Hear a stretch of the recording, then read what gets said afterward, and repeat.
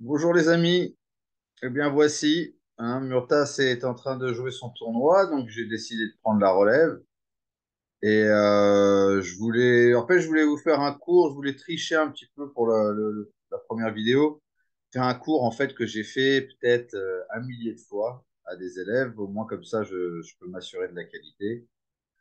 Et je voulais vous parler un petit peu de Morphy et de... Bon, évidemment, c'est un sujet qui est sûrement saturé, comme le sont tous, mais on ne parle pas souvent de ce que Morphy a apporté au niveau stratégique. On estime qu'en fait, Steinitz est le père fondateur en fait de l'école classique et que la stratégie commence avec lui. Et, euh, et du coup, bah, même par exemple chez Reshevsky, il le dit dans un de ses livres, qu'avec ses élèves, en fait, il commence avec Steinitz, qui perd pas de temps.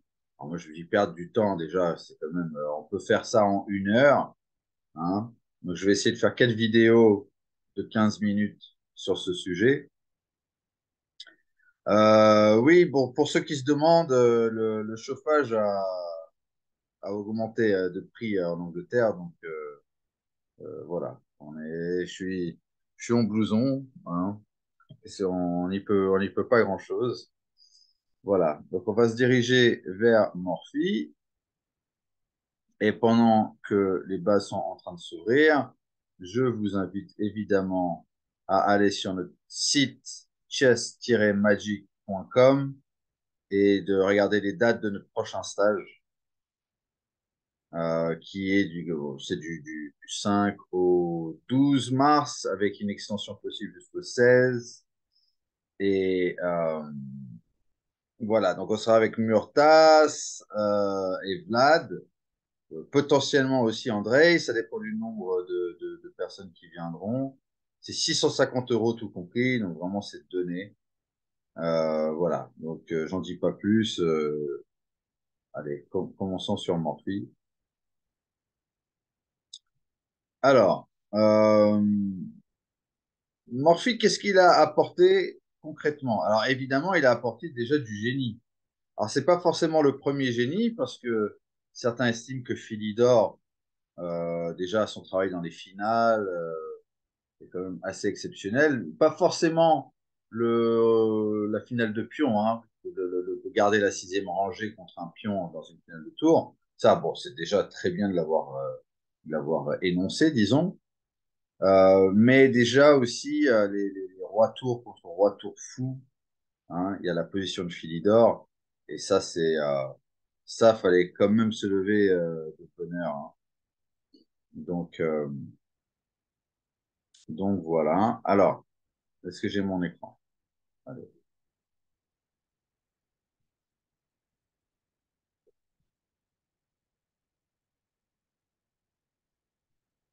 Donc voici, on va ajuster un tout petit peu. Mhm. Voilà. OK. Donc, dans ces parties, dans les deux positions que je vais vous montrer, euh, Morphy, elle est noire.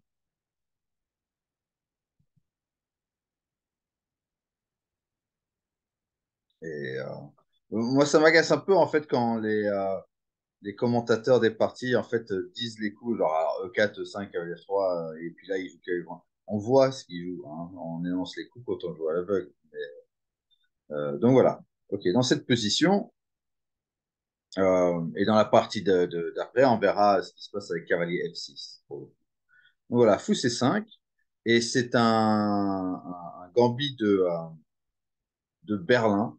C'est-à-dire qu'après ce coup-là, alors il y a la possibilité, par exemple ici, de transposer, hein, avec un coup comme C3. Et ici, généralement, on va pas prendre, et plutôt on va jouer un coup comme cavalier F6. Et ça va transposer dans la grande ligne de l'espagnol quand ils font des D4 assez rapidement au lieu de D3. Euh, et il y a d'autres coups aussi, comme petit roc, etc. Mais là, voilà, l'adversaire joue cavalier G5. Alors, c'est complètement typique de l'époque, hein, parce qu'en fait, ils ne comprennent qu'une chose pour la plupart. part, elle est romantique, c'est l'attaque et bon, la défense, mais bon, il n'y avait pas vraiment ils n'avaient pas vraiment de technique en défense. Mais ils considèrent les échecs de cette manière-là, quoi. Les pièces seront attaquées, il faut les défendre ou faut les bouger. Et donc, le développement, alors le développement existe évidemment, par exemple, Gréco, déjà au XVIe siècle, il montre bien qu'il faut développer ces pièces. Mais en fait, pour lui, c'est une façon de les activer. Hein. Il faut que les pièces, on peut même sacrifier des pions pour activer les pièces et en fait pour aller à l'attaque. Morphy, ce qu'il va comprendre, c'est que de sortir ces pièces, d'avoir un avantage de développement, est un avantage en soi, qu'il y ait une attaque ou pas, ou qu'il y ait de l'activité pour l'instant ou pas. Après, il rajoutera des choses par la suite, mais ça va être sa contention principale. Alors ici, euh, nous avons en fait une première position où, voilà, faut quand même la résoudre, hein, cette énigme, comment on va faire pour descendre F7. Donc, je vous donne deux coups candidats et vous pouvez mettre sur pause et décider. Alors, moi, je vous demanderai intuitivement laquelle des deux vous semble le plus plausible. Ah, n'essayez pas d'aller dans un premier temps euh, de faire un calcul. Premièrement, essayez juste de voir intuitivement qu'est-ce que vous préfériez entre le coup cavalier E5 qui défend F7 et qui attaque C4 et cavalier H6 qui défend F7 et qui met le cavalier au bord de l'échiquier. Ok. Alors, je vous laisse mettre pause. J'estime que ça y est, vous avez enlevé la pause. Tout simplement, alors il y a beaucoup de gens qui vont naturellement aller vers le coup de cavalier E5.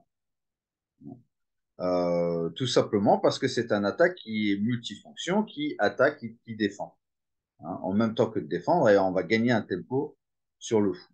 Alors, ce qu'il faut comprendre ici, c'est que de toute manière, bon, là, c'est un petit peu un exemple où il y a un piège dans le lot, parce que peu importe la pièce qui va défendre F7, il va y avoir un sacrifice. Alors, quelque chose, je ferai sûrement des vidéos là-dessus, sur l'école moldave et les faiblesses tactiques. Ici, un fou qui n'est pas protégé, comme ça, qui n'a aucune défense, c'est une faiblesse tactique. Ça peut être une pièce active, hein, comme ce fou de case blanche des blancs. Hein, c'est une pièce active, mais ça reste une faiblesse tactique car il est vulnérable. Hein. On ne pense pas généralement à où sont positionnées nos pièces, hein, comment eux se sentent, on pense juste à leur activité. Bon, c'est un sujet sur lequel on ira plus en profondeur. Euh, pour l'instant, voilà, nous avons une première faiblesse tactique pour les noirs ici en C5 et une deuxième en F7 car attaquer deux fois, défendu une fois, et même quand nous la défendrons une seconde fois, par exemple avec le cavalier, lancer F7. Alors essayez de, avant que je vous mette la variante, essayez de la voir. Hein. Tout va se sacrifier sur F7 et quand le roi va prendre, la dame va sortir en H5 avec un échec et récupérer le fou. Donc ça ressemble à quelque chose à ça. Voilà, échec G6 et prise. Et là, on voit la grande différence avec le coup cavalier H6. Hein. On peut facilement la mesurer, puisque cavalier H6, tout se sacrifie. Nous avons échec et prise. Et en fait, c'est même pas un tempo que nous avons gagné, c'est deux, car c'est comme si le cavalier en G8 aurait joué cavalier E7 et cavalier C6 par la suite. Hein, c'est ce qu'il aurait bien aimé faire. Hein. Il aurait bien troqué en tout cas, c'est deux coups gratuits, enfin, contre le vide, contre rien. Donc, il aimerait avoir ce qu'il y a en C6 plutôt qu'en G8. Donc, on peut même, je vais remettre la notation pour pouvoir vous amplifier. Voilà, il y a bien une différence entre cette position-là et cette position-là. Vous la voyez assez clairement. Voilà. Et donc voilà. Alors, la suite de la partie, euh, c'est pas vraiment notre sujet. Hein. Cette ouverture, elle existe encore aujourd'hui. On la voit. Moi, j'ai déjà eu. Je dirais pas fréquemment, mais je l'ai déjà eu en blitz, donc ça se joue encore. Euh, mais c'est pas vraiment le sujet. D'accord? Donc voilà, juste le fait d'être développé, alors là, c'est un exemple, il est simple, mais c'est justement pour qu'il soit facile à, à montrer, hein, pour se mettre d'accord, quoi. Ici, il va se passer quelque chose à peu près du même ordre. On voit même type d'ouverture avec le gambit de Berlin. Et là, en fait, les Noirs décident de jouer, au lieu de jouer fou C5, ils vont jouer cavalier F6. Voilà. Euh, donc, une autre possibilité dans cette ouverture qui attaque le pion E4. Et pareillement que dans la partie précédente, là, ça ne va pas être cavalier G5. Par contre, ça va être cette tentative d'attaque immédiate. D'accord? Donc, on y va tout de suite. Là, au jour d'aujourd'hui, par exemple, on jouerait plus un coup comme petit roc, hein, et on tenterait de. Bon, ça, c'est un petit peu évolué, mais il y a ce type de choses qui est possible. En tout cas, on développe, on met le roc, on met le roi à l'abri d'abord avant de poursuivre une quelconque attaque. On peut développer les pièces. Donc ici, voilà, les blancs jouent E5 immédiatement, de manière un peu prématurée. Alors ici, euh, il y a un coup, en fait, qui est absolument le coup réflexe, enfin, le bon réflexe, disons, qui, dans 95% du cas, va être la réaction des Noirs face au coup E5 dans ce type de partie ouverte, hein, E4-5. Euh, Le bon coup réflexe ici, alors je vous laisse mettre pareil sur pause si vous avez besoin d'y réfléchir, mais en fait, alors, le mauvais réflexe ici, ce serait un coup comme cavalier E4, d'accord? Cavalier E4, ça risquerait tout simplement d'isoler le cavalier et il y aura très potentiellement un coup comme fou D5 qui va l'embêter. Alors, tout n'est pas fini pour autant. Il peut y avoir des sacrifices sur F2. On peut parfois récupérer euh, quelque chose, avoir de la compensation. C'est rarement assez. Euh, mais bon, en tout cas, il faut toujours penser, vous l'avez vu, au coup D5, hein, car généralement, les prises en F6, hein, les échanges du cavalier contre le fou, vont être bons pour les noirs, en sachant que pion prend G7, c'est jamais vraiment un problème. Hein, le fou remplacera le pion. On pourra toujours roquer si on le souhaite. Et aussi, sur un coup comme Dame 2 échec, plus tard, on peut toujours parer avec le fou et ensuite mettre le grand roc. Donc, ce type de situation, 99% du temps, le fou va tout simplement bouger. Et maintenant, on va s'installer en 4 et les choses sont quand même bien différentes que quand on laisse fou descendre. Cavalier prend D4, il joue sur le clouage, tout simplement fou D7, en sur du clouage.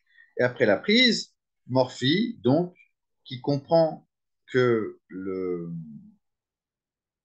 qui comprend l'importance du développement en soi et pour soi, prend du pion pour gagner le tempo, hein, il comprend la course, et maintenant, fou C5. Alors là, vous me direz, ok, d'accord, bon, finalement, ça reste quand même une histoire d'activité, hein, le développement pour l'activité, mais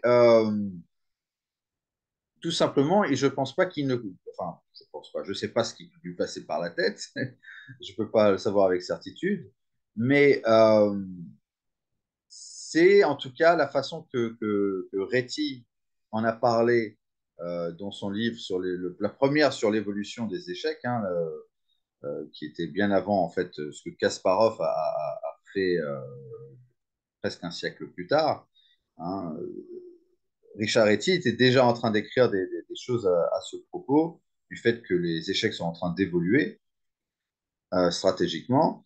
Et lui, en fait, son propos, c'était que c'était pas là vis-à-vis de l'activité, mais tout simplement que l'attaque des Blancs a été repoussée et les Noirs restent avec, en gagnant la course du développement. Donc voilà. D'ailleurs, ici, l'attaque, euh, elle n'est pas forcément existante. Alors, on peut regarder, on peut finir cette vidéo en voyant la fin de cette partie-là, parce qu'elle est un petit peu plus connue est intéressante que l'autre. Alors, Dame 2, hein, vous voyez qu'il a joué un coup intermédiaire au lieu de prendre le fou. Il attaque aussi en F2 et ici. Il ne veut pas forcément prendre du pion tout de suite, autant activer la dame. Il s'est joué Dame 2. Il a pris du pion pour ne pas échanger les dames. Alors, l'échange des dames pour rentrer dans une finale quand on a la paire de fous, c'est arrivé beaucoup plus tard. Enfin, beaucoup plus tard, non. C'est arrivé bien dans la seconde moitié du 19e siècle avec Steinitz. Euh, donc ici, il fallait absolument penser à la sécurité du roi. Alors ça va être le prochain sujet. Ça va être que quand on a un avantage de développement, le critère numéro un devient la sécurité du roi. Alors, en fait, d'après Dorfman, c'est toujours un petit peu le critère numéro un, la sécurité du roi. Mais disons que déjà à l'époque, hein, on va voir comment euh, chaque critère positionnel en fait est venu s'emboîter les uns sur les autres. Déjà à l'époque, la sécurité du roi est très importante, surtout quand on a un avantage de développement. Et la façon de procéder, c'est d'ouvrir la position. Alors, on verra ça dans une autre vidéo pour comment ouvrir la position.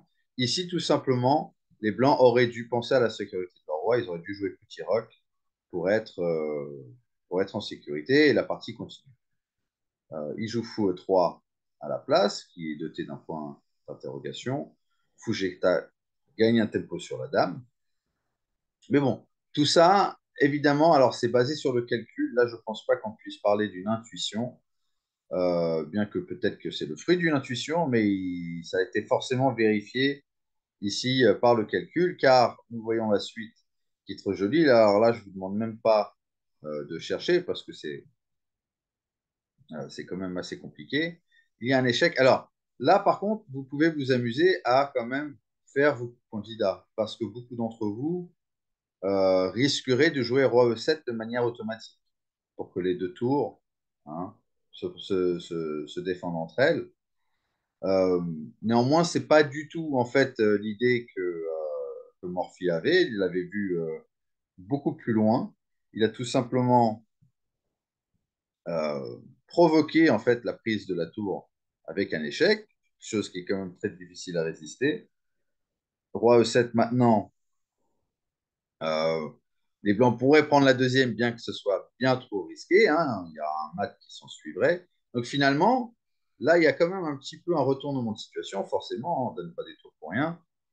Le pion en F2 est menacé. Donc dame prend F2, roi D1, fou G4 mat, d'une part. Et d'une autre part, la dame qui est attaquée. Donc, tout n'est pas perdu pour autant.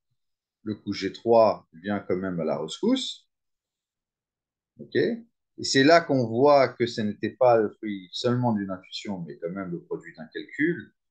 Euh, voilà.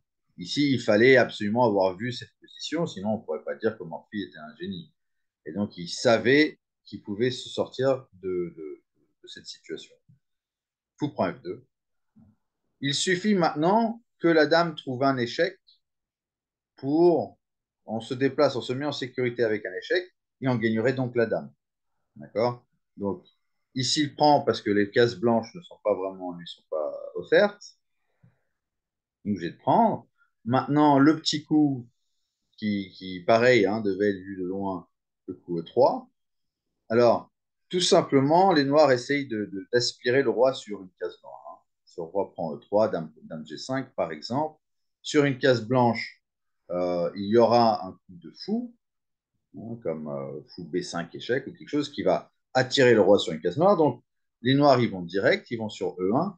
Notez que sur roi G1, il y a quelque chose d'assez mignon, c'est qu'on n'a plus besoin de protéger la dame, on peut carrément aller en faire une autre. Donc, il est forcé de venir en E1, ce qui nous laisse un échec. Il part, la dame est toujours attaquée. Et maintenant, dame B2.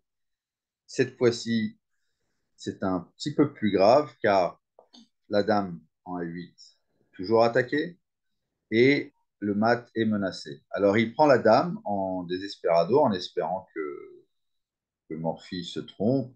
T'as tout. Tout simplement, à l'époque, c'était bien moins grave. En fait, le respect n'était pas dans le fait d'abandonner quand on était perdant.